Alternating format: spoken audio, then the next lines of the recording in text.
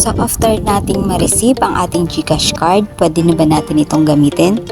So ang sagot ay hindi po dahil kailangan pa natin itong i-activate at i-link sa ating GCash app. Kaya sa video natin ngayon, ang ituturo ko sa inyo ay kung paano natin i-link ang ating GCash Visa card sa ating GCash app. Hello po and welcome back sa aking channel. Dito po ay nag-share ako ng mga basic video tutorial based from our own experience. Kaya kung kayo po ay bago sa aking channel at nakatulong sa inyo ang video ito, don't forget to subscribe, like, comments, and click the notification bell para mas maging updated po kayo sa susunod pa nating mga tutorial videos. Okay, so syempre ang una nating gagawin, kailangan nating mag-login sa ating GCash app sa ating cellphone.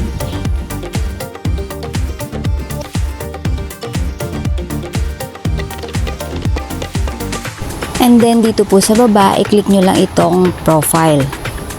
And then after nyo pong i-click yan, dito na po tayo mapupunta.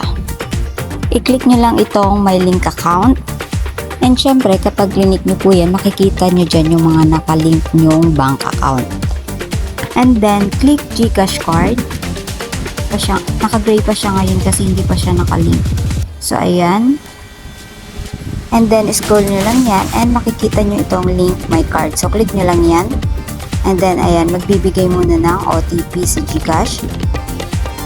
So, wait nyo lang.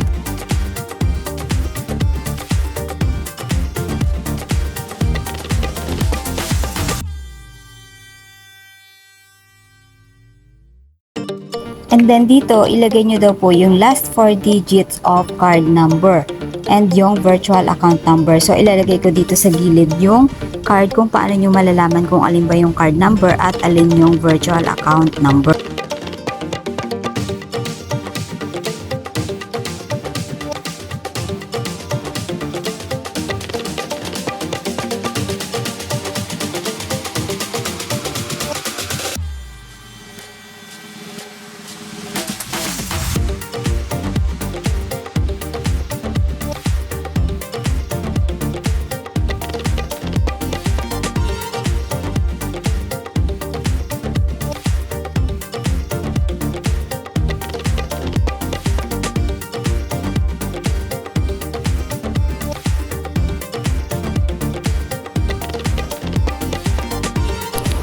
And then, after nyan, maglalagay kayo ng password nyo na gagamitin nyo kapag nag-withdraw kayo sa labas.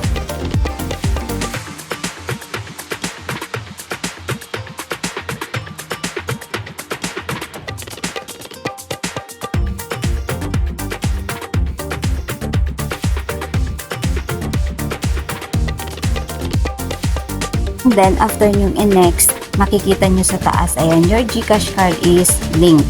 And magte-text din si GCash sa ating cellphone. So dahil nakalink na ang ating GCash Visa card sa ating GCash app, so ibig sabihin pwede na tayong mag-withdraw sa kahit saang ATM machine.